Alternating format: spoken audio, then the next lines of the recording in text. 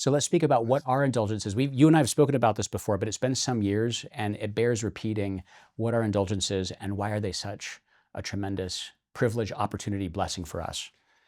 Indulgence is an obtaining of the remission of the temporal punishment, that is the time-limited punishment due to sin after this life, through the superabundant satisfactions, merits of the saints and our Blessed Mother and our Savior, so that when we receive an indulgence, we receive some portion of their satisfactory value of their merits, which is then applied to us. In what measure we don't always know, but we know it's in a measure that's generous. So, for example, we think of the things for which a full indulgence could be granted, a plenary indulgence. That's like saying a rosary before the Blessed Sacrament, right? So making the Stations of the Cross. Making the Stations of the Cross, right? Or praying the rosary in common together, like a family rosary every day has plenary indulgence already. And where we don't give plenary indulgence because of one of the other conditions being missed, it still has some kind of indulgences anyway. So it's a very generous grant.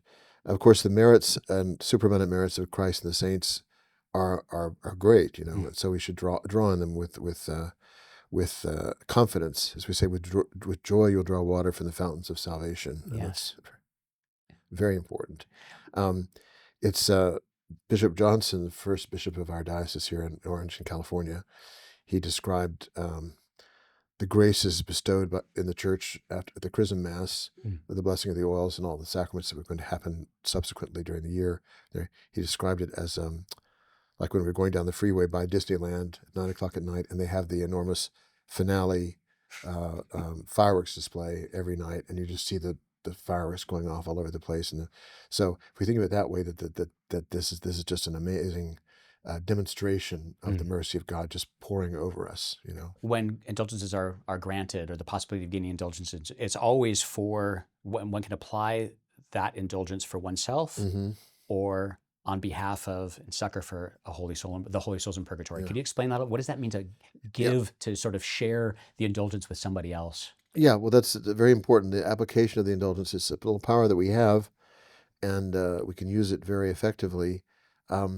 Originally, when indulgences were first granted, the indulgence was granted to the living person for the act of praying for someone at their grave, or at their funeral, or whatever. So the act of praying for the departed gained you an indulgence. But then the church streamlined it a great deal by saying, well, the acts which you perform anyway can be deliberately applied to the faithful departed, and that's what became the custom, and instinctively, and so the church ratified that. And so any of the indulgences we gain, they can be applied not to ourselves, but to the souls of the faithful departed.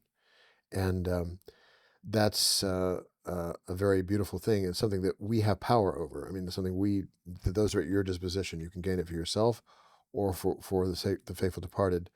And that's what we call by way of suffrage, meaning by way of, not by way of direct application, which is when we're gaining it for ourselves, but out of asking God to receive our indulgence action on behalf of the souls in purgatory.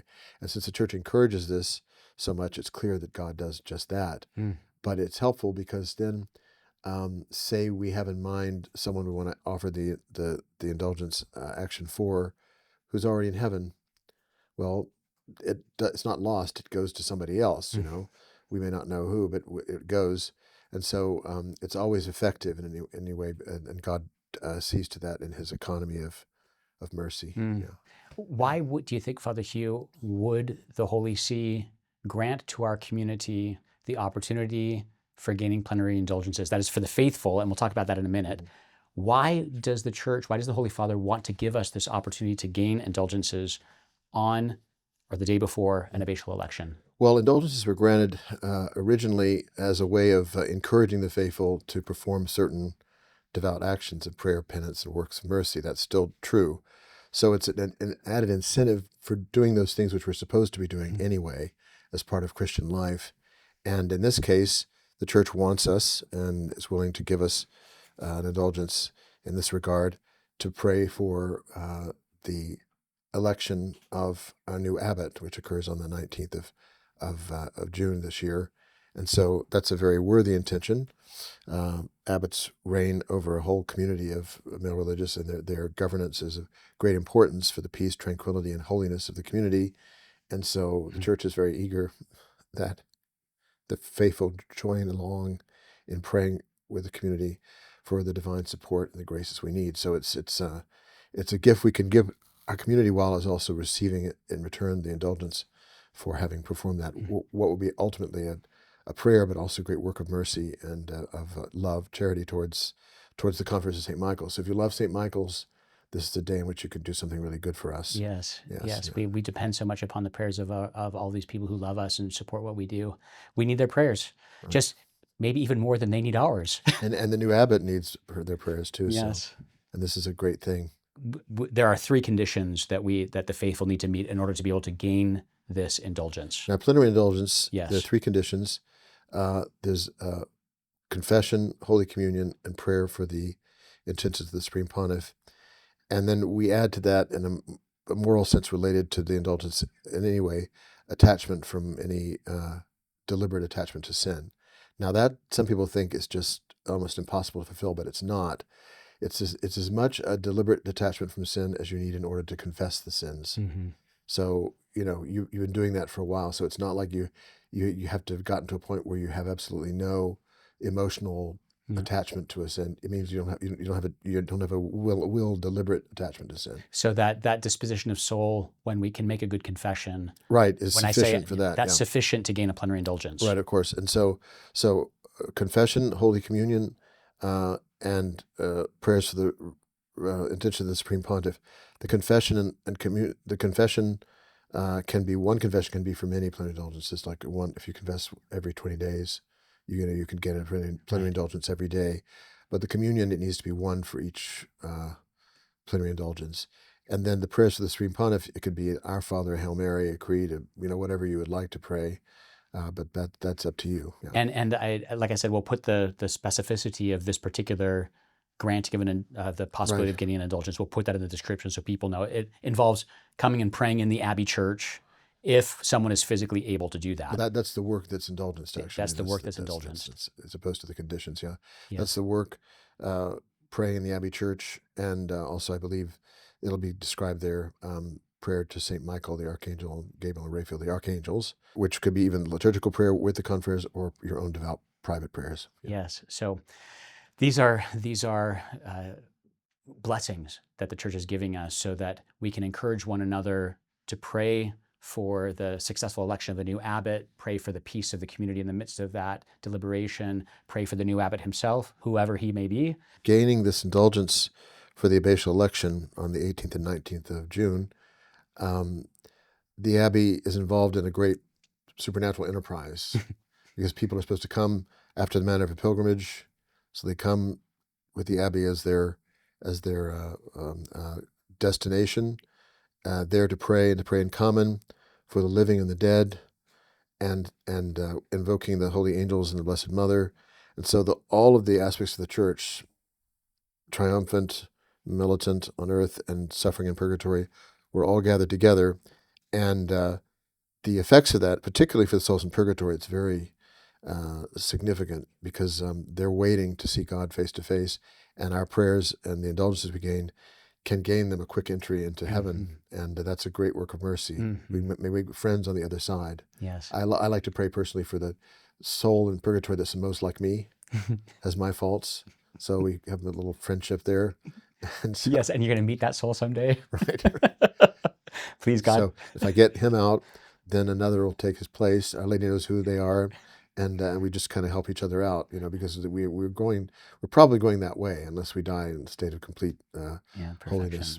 Please God. But I like to pray for the soul that's the farthest away from being able to see God face to face, so has the most temporal punishment still due to his or her sins. And I also like to pray for the one who's closest. So I think someone who just sees this prayer will get them, just push them over the edge. Yeah, when you want something really quick, so you say, well, whoever's the closest to entering, I'm just going to say this memorare for them and get credit for the whole thing. Yes. I think it's also beautiful to think about how the Abbey, if there are people coming, receiving the sacraments from us, going to confession, praying with us in the liturgy or by themselves in the church, you can imagine on the 18th and the 19th, a church filled with pilgrims while we're electing our abbot and while we're caring for these souls so that they can get indulgences and so that these indulgences can be applied to the holy souls in purgatory. There's this marvelous spiritual ecosystem Right. that really is the Abbey at its best. Right. I think the what we do. reason for its existence almost, Yeah, isn't it? Yeah, absolutely. That's so very true. And we've seen that throughout our history.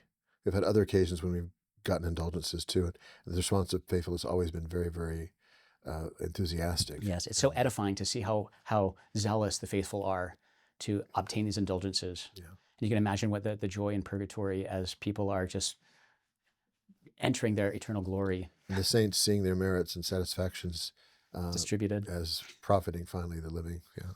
No, these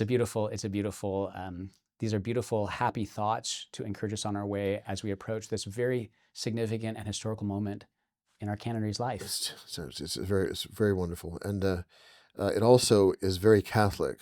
It shows that no matter what errors were proposed at the time of the Protestant Reformation, attacking the giving of indulgences, and they always focus on the so-called abuses. Well, there were some abuses, yes, but you can imagine how much the devil hates this whole thing, because in gaining indulgence, you actively exercise so many dogmatic facts of our Catholic faith. Yes. The power of the keys given to Peter, the power of remission of sins, Yes.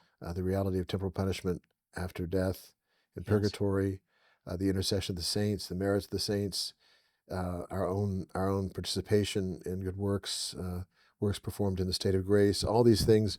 There's so many points of the catechism which are underlined strongly by way of Catholic identity too, and brought together right, so completely in a single practice. So many things are just concentrated. Yes. So it's a very fine mixture of spiritual elements that are very good for us. Yes. Yeah.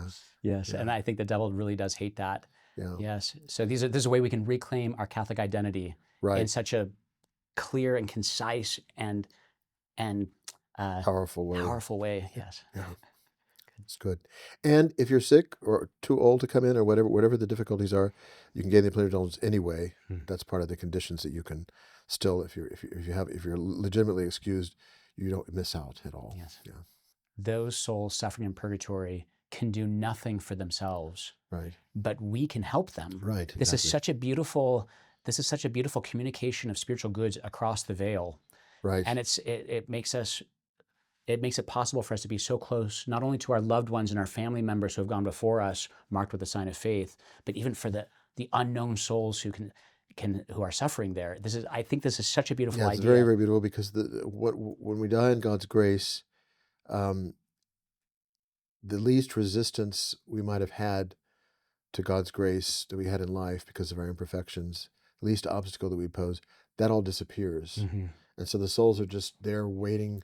They're completely well disposed. They receive everything willingly. In fact, St. Catherine of Genoa is a great mystic of purgatory. She says that when they realize what they need to do in going to purgatory, she says that they practically throw themselves into purgatory. They're not frightened. They're not horrified. They understand. They're eager out of their love for God and desire to be united to Him, to endure the purification that they have to undergo.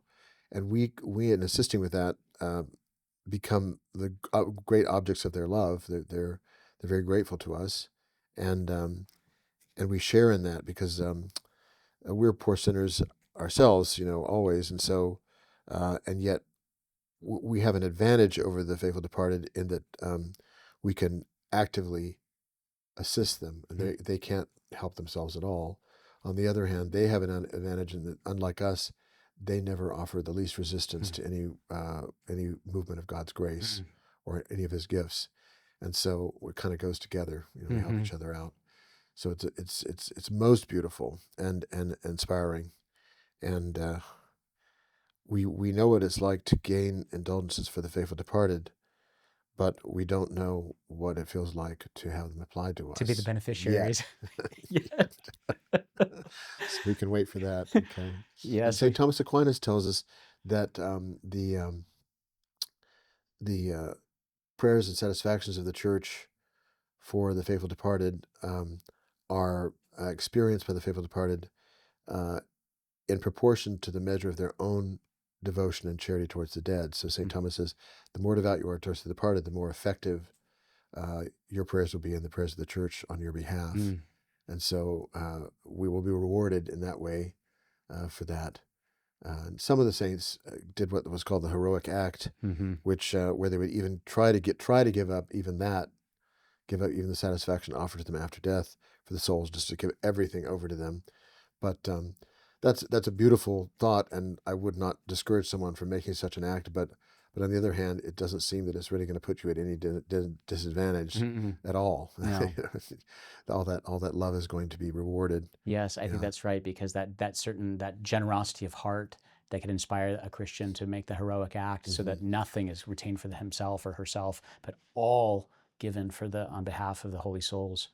You think, well, that's an immense amount of love. Yeah, definitely. Yeah. And I also like to think that, we're all consecrated to Our Lady, which is a kind of a heroic act in a similar way almost. It's, giving all of the merits to her for her distribution. I think, well, this is not at all in conflict with the heroic act on behalf of the holy souls in purgatory. No, it because isn't. Of course, No, those two things go hand in glove almost. Yeah, absolutely. And that's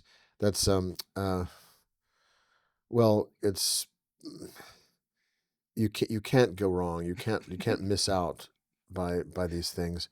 What we do, though, we do mortify, like modern psychology. That give up you have control issues. Yes. Giving up your control over things. So when you give everything over to Our Lady, you're not going to lose that at all. It's going to be better even, but it does mean that certain of your own perceptions and intentions might be remastered by her. Yes. In a more refined way to do better for us than they would have if we'd left to our own deserts. Yes. Or desires. Gosh, these are such inspiring, edifying, happy thoughts as we get ready for our abbatial election. Father Hugh, thank you for helping me, but helping also our friends online to get ready for this. So we hope that on the 18th and 19th that there's an explosion of delight in purgatory as those souls are liberated, and they earnestly pray for our election. Yes. And its happy issue. So be it. Yeah. Amen.